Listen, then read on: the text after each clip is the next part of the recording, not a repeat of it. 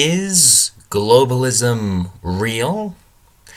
Now, this is a different question from whether or not globalism is good.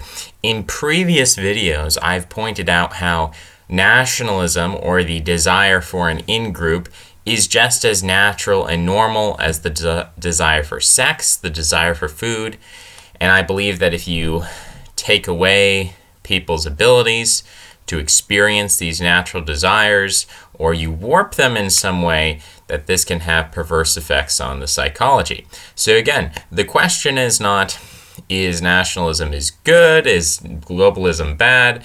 We're not really talking about the morality, the deontology of the subject. We're talking about the teleology. We're talking about, is this something that's happening? Is it something that's real? Is it an actual process? And what's the nature of the process? Again, is it something that is a kind of epochal shift? Are we reaching a new steady state in human affairs? Or is this a cyclical thing that goes back and forth? You know, you have a little bit of nationalism, a little bit of globalism, a little bit of imperialism, a little bit of separatism. Is this something that just goes back and forth? And are we currently seeing a swing to the right? Bolsonaro, Trump, Duterte, the five-star movement in Italy with Silvani. Are we seeing a shift back toward the right? Are we seeing a shift away from globalism? Is globalism about to collapse? So let's sort of read some claims here. European-type people never conquered the globe. They conquered America and lost the Mid-East, Near East, etc., and much of Eastern Europe? Question mark. That's my question mark, by the way. When did we lose Eastern Europe? Did Eastern Europe get reconquered by the Mongolians? Is that what he's saying? Weird how you don't know, that's me by the way, you don't know the most basic events of world history. Question mark, that's my question mark. Reality is that Euro-type people never inhabited more than 50% of the globe at any time. Interesting claim, we'll reevaluate that claim pretty soon. Artificial intelligence isn't necessary to design towns and cities. Now, hold up. I thought towns and cities never existed before artificial intelligence. This is just a very weird statement to make. Excuse my sarcasm. There's already backlashes against artificial intelligence because most people won't embrace artificial intelligence anyway. Do people need to embrace something in order for it to come into existence? Like, did most people need to sign a contract saying, like, yes, we agree with the 1965 Immigration Act? No, I don't think most people did agree with that. But it did happen anyway. So I think sometimes things happen even without the consent of a Democratic majority. All right, so let's kind of finish up here. This is me that they're referring to. You are pessimistic or simply confused. Also, ever heard of the Italian Mafia? No, I haven't heard of the Italian Mafia. They're growing again, and they're tribal. You're definitely naive. So I guess the existence of a small gang in Sicily disproves global trends for thousands of years. So let's evaluate. Is globalism real? Am I ignorant of world events and simply naive? Let's get the big picture. Religion. So let's look 10,000 years ago. What does the earth look like in terms of religious systems? You look at America, you look at Europe, you look at Asia, Africa. We're talking a lot of shamanism. We're talking a lot of indigenous, tribal, local, religious practices, spiritual practices, healing practices, mythologies, cosmologies, little ethnic groups, little tribal groups that have their own languages. I've spoken before about how in California, you literally had tribes living within walking distance, 40 miles or so. You had tribes who were not mutually intelligible. They could not understand one another. They had completely separate languages. So it was an intense tribalism. It was a period where you just had a myriad of pagan beliefs and an infinite number of gods. So what does the world look like? We've seen 10,000. Now let's talk about maybe 6,000 years ago. Well, 6,000 years ago, the Indo-Europeans, they're expanding across Eurasia. You've got Judaism and Zoroastrianism, and you've got sort of like monotheism is developing. Ancient Egypt, they have a kind of concept, cults of monotheism are introduced. So there is like a sun cult. There are sort of things going on in a kind of monotheistic direction. Now, when we say the word monotheism, we mean the rule of one God. Now, monolatry is you have a polytheistic system, but one God is predominant or rules the other gods, and that kind of then seamlessly goes into monotheism. You can see this in the Bible, where sometimes the word gods, plural, is used, such as in the Garden of Eden. It says, if Adam partakes of the apple, he will become like us, the plural. Now, translators will say, oh, that's the royal we, but that's inconsistently used throughout the Bible. So it does bring into question, were these different texts of the Bible written at different times? And at one time was Judaism a monolatry, which meant it worshipped Yahweh as the supreme God over other gods. And there are many other passages to suggest that. Or was it always monotheistic? And I support the idea that you had a polytheism followed by monolatry followed by monotheism. Now again, monolatry and monotheism are greatly and deeply interconnected. And the idea there is a kind of globalist idea. It is the idea of one God reigning supreme over the other gods. One nation reigning supreme over other nations. That's inherent in the prophecies of Judaism, that the Jews will act as priests to all the goyim, the members of other nations. And so, globalism is present as an idea in other ideas such as the Tower of Babel. The idea that we're all going to speak one language, then we're going to build a tower, and then we're going to reach godhood, ascend to godhood. Now, it's told in the retrospective, it's told as if this already occurred and then God came and destroyed it because it threatened his power. But when we're talking about that kind of symbology, chronology there is not always as it seems. Sometimes descriptions of past events can actually be projections of a desired future. And so in things like Judaism, I see the desire for globalism in ancient times. All right, so we can look at, those kind of religious systems that are popping up. Then we can look 2,000 years ago, okay? You look at the Roman Empire, there was a desire of syncretism to look at different things and say, oh, well, Thor, he's just Mercury, right? So there is a desire to look at pagan systems and sort of incorporate them into some kind of overarching system. You, of course, have Christianity coming up. Islam doesn't come till a bit later. Buddhism, which is not an extremely evangelical religion, but it is spreading. So you get what we now consider to be the major religious systems in the world. Those are starting to pop up around 3,000, 2,000 years ago. And then you fast forward, you say maybe the year 1400. In 1400, Christianity's in Europe. Islam is also in Europe and the Middle East. You have Buddhism, okay? 3 big religious systems. And you can look at a map of that. And then you look at the present day, where Christianity pretty much dominates the globe, together with Islam, together with Buddhism, covers about 90% of the globe and state governments. There are very few states, very few governments, very few countries or nations or ethnic groups which do not adhere to one of the big major religious groupings. Now you look at projections of the future. Atheism is growing. Christianity is on the decline in Europe. At the same time, it's growing in Africa. And so atheism and secular humanism is meant to be, in a certain, perhaps a perverse way, it's meant to be a perennialist perspective or a universalist perspective where you don't need to come from a certain continent or a certain race or a certain tradition to adhere to secular humanism and atheism. It's meant to be kind of a one-size-fits-all religion for everybody. And there are people around the world who adhere to secular humanism. Now, whether that or not that specific thing will be successful, I don't know. But certainly the trend is, if we again compare 10,000 years ago, 6,000 years ago, 3,000 years ago, 600 years ago, the present day, and then projections for the future, it looks as if we are moving away from particularism, where you have individual tribes, they have their own shamanic tradition that's completely separate and distinct from neighboring tribes and neighboring shamanic traditions. Now you have, basically, you can count the number of world religions on your hand, and those are gaining an increasing share of the global population every day. At the same time, the global population is exploding like never before. We're projected to have as much as, I think, 10 billion people on the face of this planet before we hit some kind of plateau and start decreasing.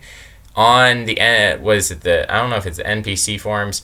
Anyway, there's this concept of scale. I didn't make up the concept, but it comes from experiments back in the 1960s where they put a bunch of rats in a cage. And what they found is that rats in the wild, or mice, doesn't matter whatever rodent it is, but basically you have this small mammal-type creature, and at a certain population level, at a certain population density, it still acts as if it did in the wild. Essentially, it's looking for food, it's looking to mate, it's looking to create fertile offspring.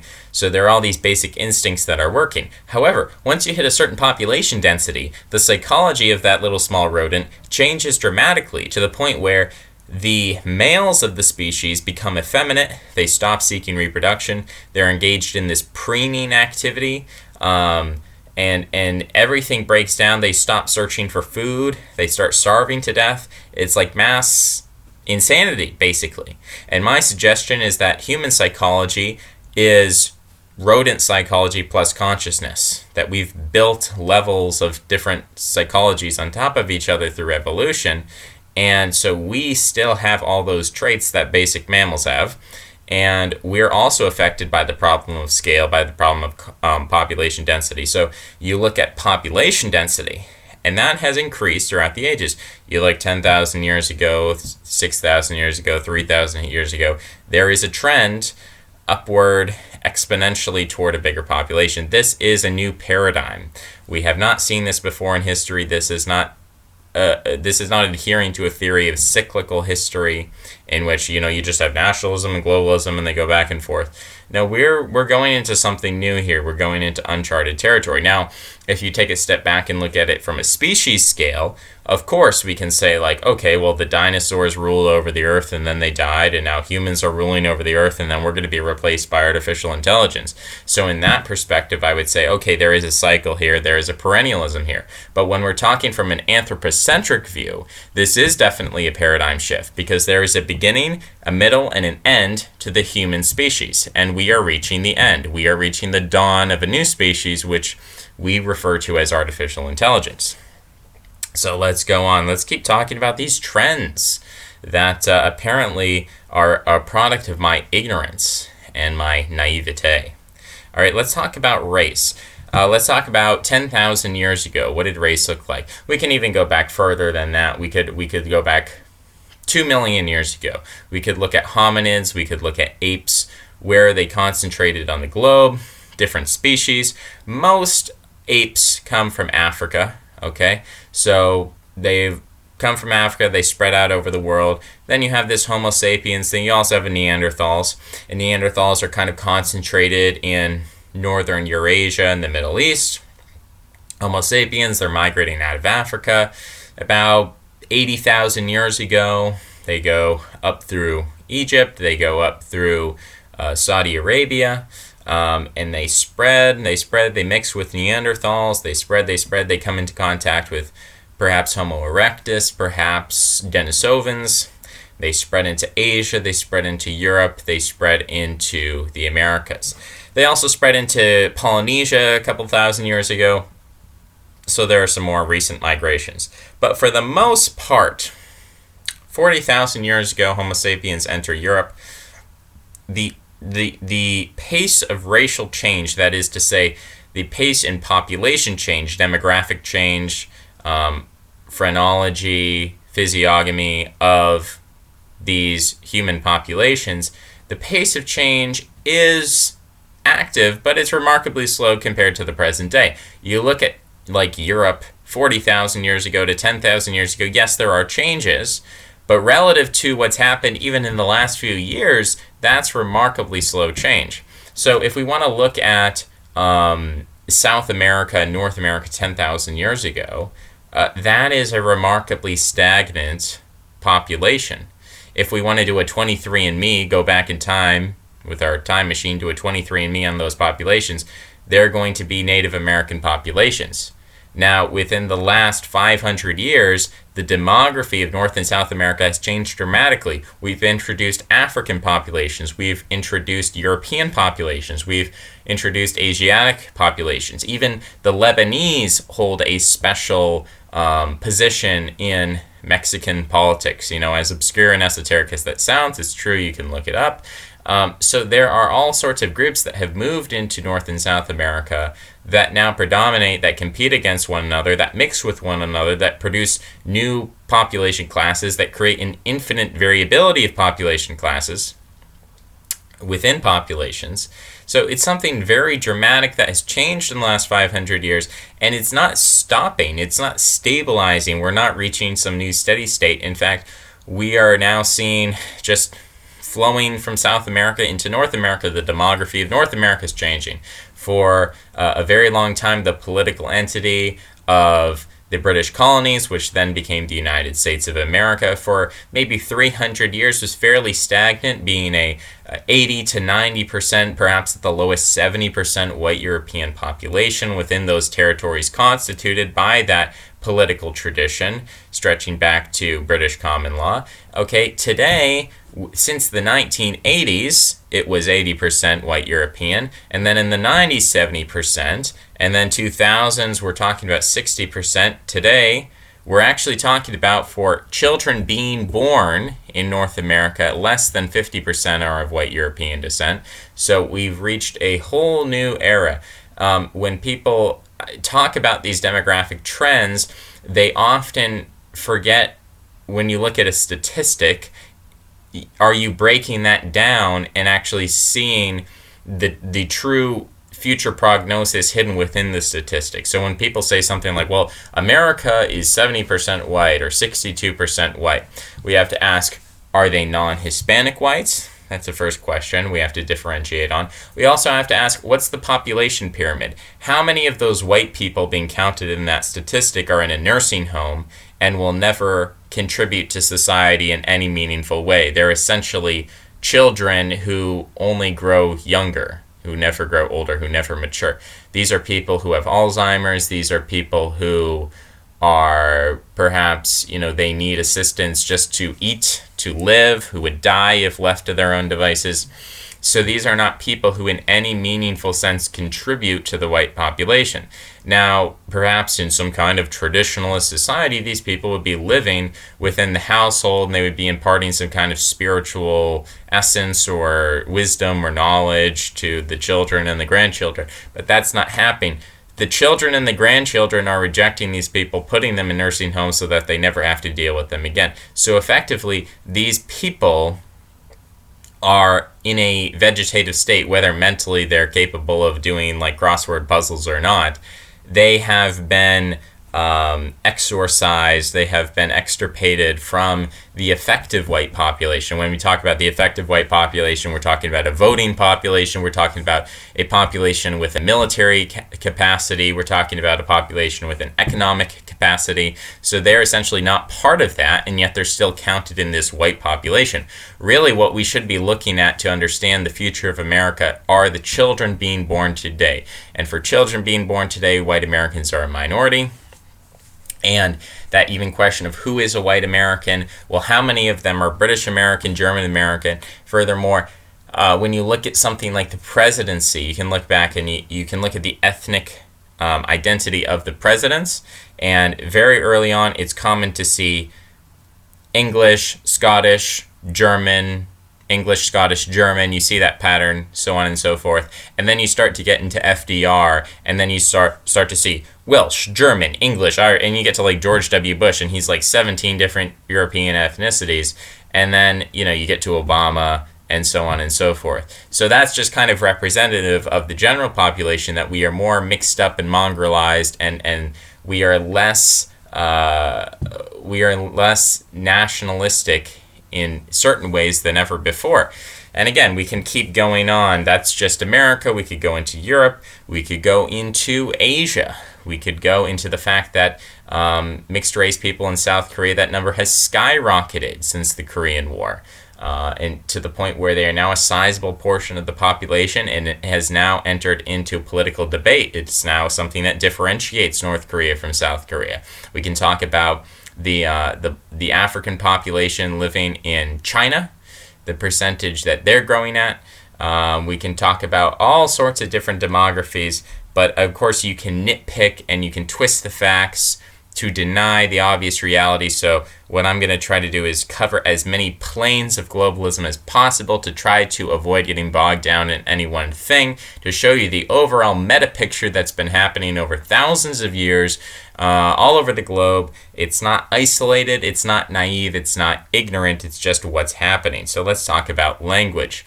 Again, as I mentioned, before Columbus, before Sacagawea, if you looked at the coast of California, around today's San Francisco Bay and so on, you would see language isolates. These are languages that didn't really have any relation to the languages around them. It was an extreme speciation that had gone on. Now, what happened was about 6,000 years ago, there was this group called the Indo-Europeans. They had a certain language, and they spread from basically Ireland to Bangladesh. And these people, the Indo-Europeans, their language then speciated. But their language is still recognizable to modern Europeans in its descendants, right? So philologists, people who study language, discovered in the 17th, 18th, 19th centuries, they started forming this theory of what some German philologists called the Indo-Germanische family. That is the Indo-Germanic family. We now call it the Indo-European family. But they noticed there were similarities between the Vedas and Hindu texts and the Hindu language. They noticed the similarities between that and German. They noticed similarities in grammar and basic vocabulary, things that, some things you could just tack up to coincidence. And of course, the study of psycholinguistics is a huge field. Why is it that in so many languages we talk about mama and papa? Why is that so common? Well, maybe it has to just do with the fact that when you're an infant, there are certain syllables that are easier to express than others. And so mama and papa are relatively easy, as opposed to like Chachino, whatever, like you can have all kinds of complicated formations. So that's one explanation, but you start comparing German to Hindu to Greek, and you see these obvious similarities that are not shared with Chinese or African languages or something like that. So it's not just a coincidence, it's not an overall human thing. Proven beyond a shadow of a doubt that you had this Indo-European people, and they became a global people. They went from their original homeland, somewhere between Ireland and India, wherever that is, that's still up for debate. But they spread out, and they had also not just a religion, not just a language, but they had a religion. And that religious system that they had then evolved and speciated, but there are certain common myths to all these speciated Indo-European religions that we can look at, and we can say, okay, well, there's similarities between the Roman religion and Hinduism and the Greek religion. Of course, the Romans and the Greeks recognize this, and that's why we say, okay, you can talk about Jupiter or Zeus. Now, those were two different names for the head god in Roman religion and Greek religion. We can also talk about Odin, right, in German paganism. So there are all these similarities there. That was due to the spreading of this Indo-European people. We could also talk about the Han Chinese, who have they probably have their ancestral homeland in the Yellow River Valley, perhaps south of that. But in any case, they've spread out all over China, and now they're 90% of China. We could talk about the Mongols, the Mongol Empire. Now, that did spread out over Eurasia and then contracted. and today Mongolia is just this small little country. So that's an example of a case where you had a period of global expansion and then contraction. But in terms of the Indo-Europeans, in terms of the Chinese, we could also talk about the Afro-Asiatic language, which today we most think of Arabic as the chief Afro-Asiatic language. That's something that started in Arabia and has since spread out through Morocco, right? Huge land area. Plus the fact that the Quran is traditionally in Arabic because that's what Muhammad spoke and that's how he wrote. He wrote in Arabic. And so usually you don't want to change that to keep the original sacred text in the original language. You don't want to translate it because errors could be introduced. So now Arabic is something that's known from Morocco to Indonesia, which is an incredibly wide spread of the globe. So again, we can talk about linguistic globalism, racial globalism, religious globalism. We can talk about organizations. So we can talk about the Freemasons. Freemasons, depending on what you believe about that group, could have started in Germany, England. It started pretty much in Western Europe. And there's different rites, the Scottish Rite, and you had Freemasons in Germany, and you had Freemasons in France, and you had Freemasons in Italy. And so this was an international organization. And today you have Freemasons all over the world. You also have the Bilderberg Group, the Trilateral Commission, the Illuminati, the G20. You have all kinds of groups which are dedicated to the concept of globalism, which are global in nature, that want to spread, that want to increase economic ties between countries. Okay, so there's another thing we can talk about, economics, economic globalism. As I've mentioned previously, you had tribes within walking distance of one another who still couldn't speak, they couldn't understand each other because they had two completely different languages. Today, the trade between China and North America is huge. It's huge. And it is so big that actually, if for some reason you stopped that trade, the economies of both countries would collapse, and with it, the global economy, because so many economies are dependent on the Chinese economy, so many economies are dependent on the American economy, we would experience a Great Depression like never before seen. So the global economy is so interconnected that if there was any decrease in trade on a substantial level, such as, making the Pacific Ocean uncrossable as it once was, or at least not easily, if you did that, you would have global economic collapse. Now, that's not to say that putting steel tariffs on this or this tariff on that, it's not to say that that's going to be as dramatic. But fundamentally, when you have trade between countries, it's very hard to then be nationalistic. Once you start trading, it's very hard to back away from that without having a huge collapse. And that's why they say trade is the best guarantee against war. If two countries trade together, then they're very unlikely to go to war with one another because you can't really expect to gain popular support or any kind of institutional or establishment support for a war against a trading partner that fuels your economy.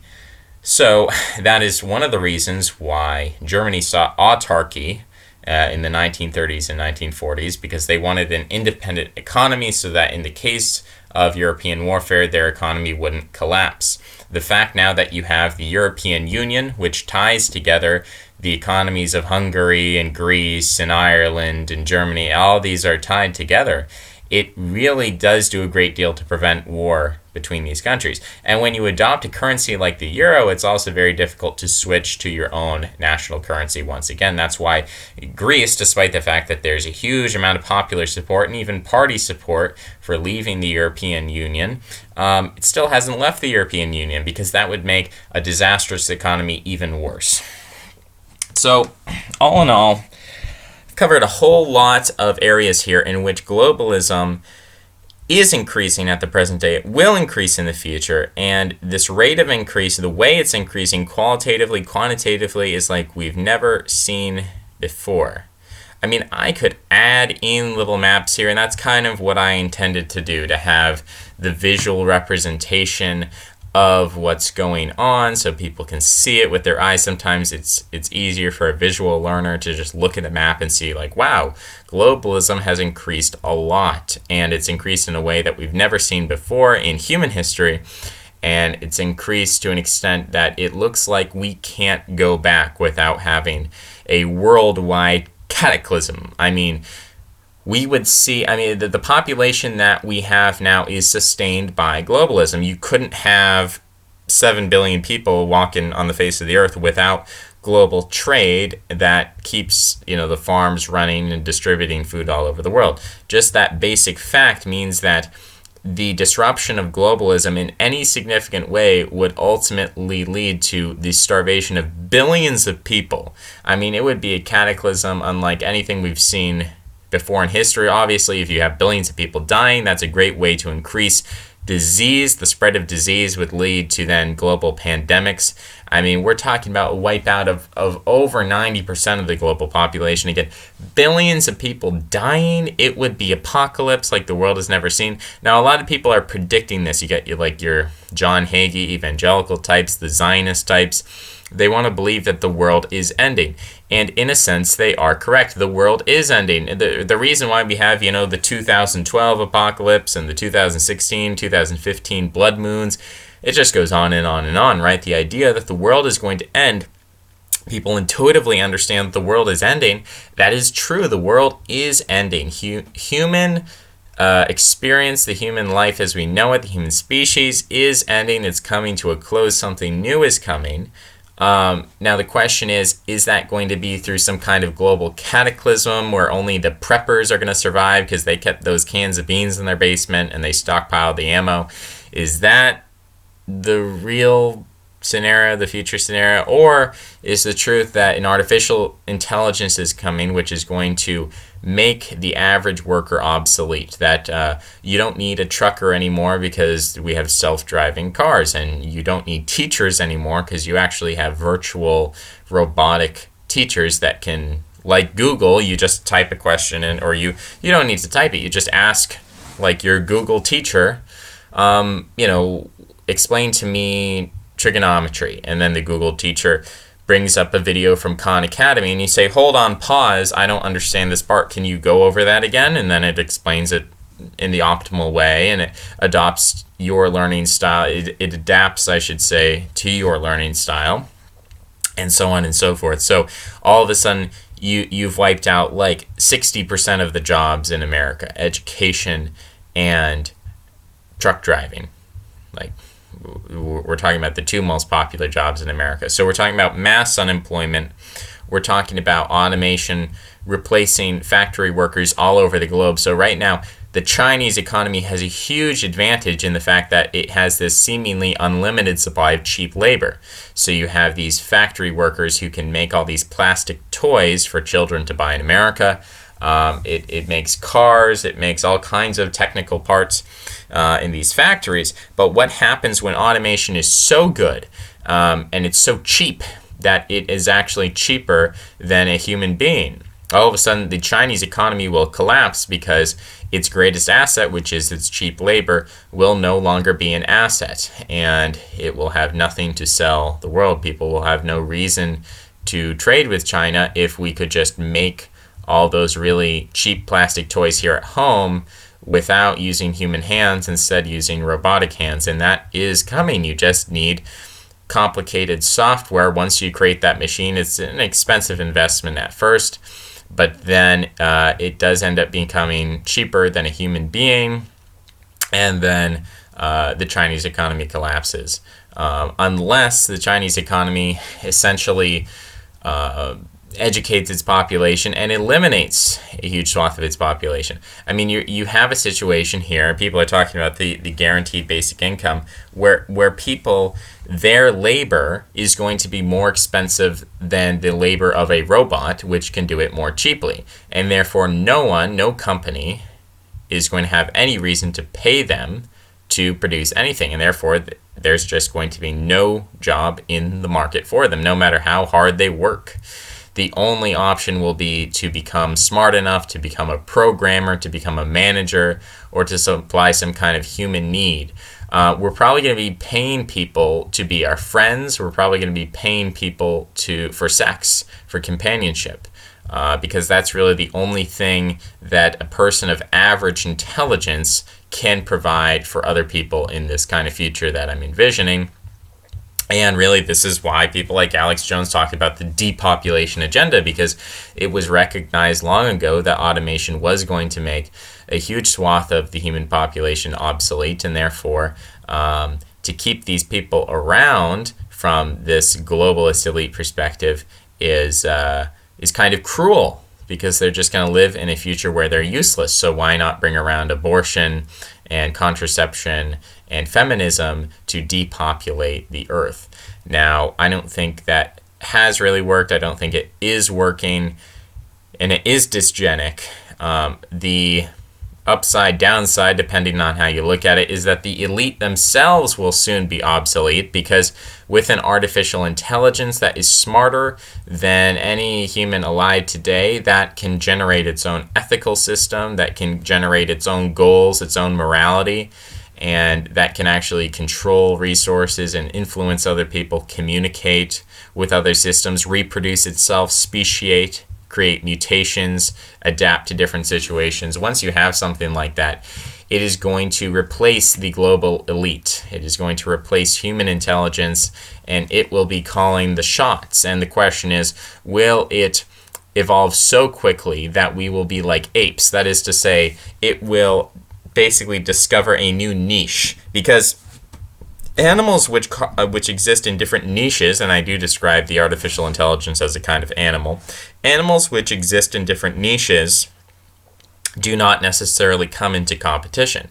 So humans are not spending all their time killing apes, even though apes are our closest living relative. We don't spend all our time killing apes because apes don't occupy the same niche. They don't, need the same resources. Now they both live in land, but we have better use of our time than just destroying the natural habitat of apes. Now, sometimes we do that inadvertently, like we're going into the jungle and trying to extract resources, and we end up destroying the habitat, but it's not our goal. And so that's one way to conceive of this artificial intelligence, is that it wouldn't be hell-bent on destroying humanity. It would have no reason to destroy us, in the same way that we're not preoccupied with the idea of destroying gorillas or something. Now, sometimes we accidentally, as a consequence of other goals, we do happen to destroy the habitat of a gorilla, and this artificial intelligence may end up destroying habitats for humanity. But I don't think that it would necessarily be the intention of this artificial intelligence if it was sufficiently advanced. Now, the other possibility is that the artificial intelligence is competitive with humanity. That is to say, it's not so advanced that it's so supreme to us in the way that we're supreme compared to apes, but that it's on our level. It's intelligent enough to be slightly better than us, but it still competes for the same kind of resources. In that case, it would see us as a threat, and it would try to eliminate us. We'd try to eliminate it, but I think the end result would be that it would win. So that is my prognosis for the future. I think I've laid out the facts pretty clearly. I don't think it's an ignorant case. I don't think it's a naive case. I think it is ultimately recognizing cycles of history in terms of the birth, middle years, and death of species, the extinction of species, the arrival of new species. The same way that the dinosaurs were replaced by mammals, humans will be replaced by an artificial intelligence. Globalism is a real thing. The only alternative would be some kind of Ted Kaczynski self-destruction of the globe, and that might even lead to a re-arrival of globalism, millions or tens of thousands of years after that cataclysmic event. You never know. So it might be an inevitable thing. It might not be. I tend to be of the view that, all good things come to an end, and there's something better on the horizon, that this artificial intelligence, its primary concern will be competing with other artificial intelligence systems. And if it is doing that, it needs to have a firm grasp of reality and the truth. And that, to me, is what morality is. Morality is the attempt to assess reality. It's the attempt to understand the truth and what is the right action and what is the best action. When we talk about traditional sexual morality, we're talking about one man, one woman, monogamy. And that strategy was the best strategy, was the most successful strategy for creating a civilization.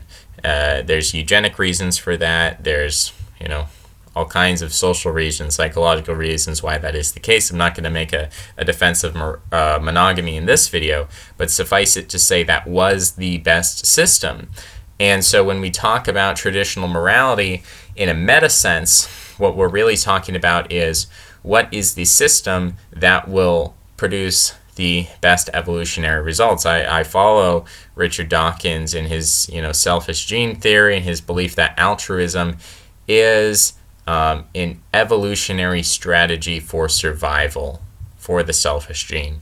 And so I think that ultimately the evolutionary drive which originally created morality is not going to disappear.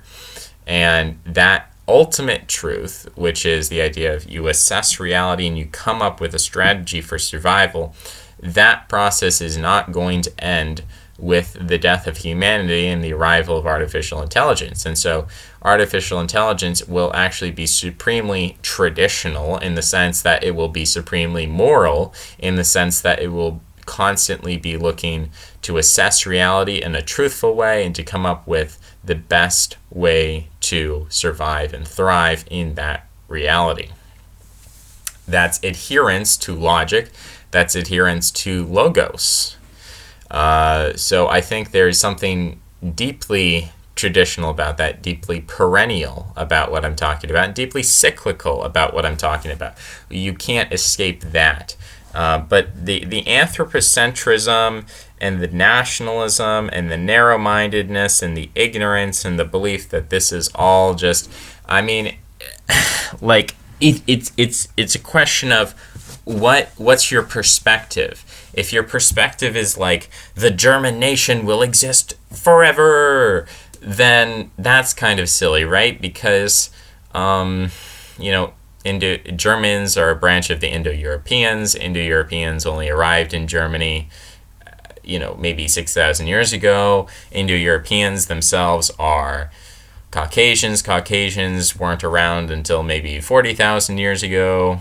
Caucasians are admixed with Neanderthals. Neanderthals weren't in Europe until 200,000 years ago, and hominids in general weren't there until 2 million years ago. So we're talking about timescales here. So none of these iterations, none of these species, none of these groups is eternal in itself. But the processes which led to the arrival and the innovation and the creation and the speciation of these species, these nations, these ethnicities, the underlying processes that led to the existence of something like Caucasians or Indo-Europeans or Germans, those underlying processes that produced those works of art, those works of beauty, those living things, that is still going on. It still will continue to go on with artificial intelligence. And while we, in our limited intelligence, may not be able to understand or appreciate the beauty of those future systems, my contention is that beauty is adherence to the truth, and our recognition of beauty is our ability to recognize adherence to the truth. If something goes beyond our recognition, doesn't mean that it doesn't exist. And so my contention is that beauty will continue on a higher level, something beyond humanity, something beyond my capacity to understand, but I have faith that it will continue. If you think that's ignorant, if you think that's naive, if you think what's written here, something like my ignorance of global events, my ignorance of, I don't know. It's just, I don't know. Does it sound that way? Does this all sound very unrealistic and utopian and fantastical? And are we going to have a 1,000-year German Reich? Is that what's coming? Are we going to just go back to hand-to-hand combat? Are we going to revert to those times? Are we going to reverse globalism? I don't know, guys. It doesn't sound like that. Maybe you need to rewind this video and watch it a few times. And I probably will when people start bickering in the comments. Just go to reddit.com/r/mapporn. It's a good subreddit. It's probably the only good one. But yeah, that's probably all for now. Thank you for listening. And if you have any more insulting comments to make, you might inspire in other videos. So you could either make a kind suggestion of a question you might like answered. It shouldn't be about an alt-right personality or some e-celeb drama. It should be something of a substantive nature, or it should be an angry, insulting comment in which you call me ignorant and naive and pessimistic and blackpilling, and tell me why. Give me all these reasons why you're a subscriber and you continue watching my 40-minute videos. Oh boy. Have a wonderful day. Bye-bye.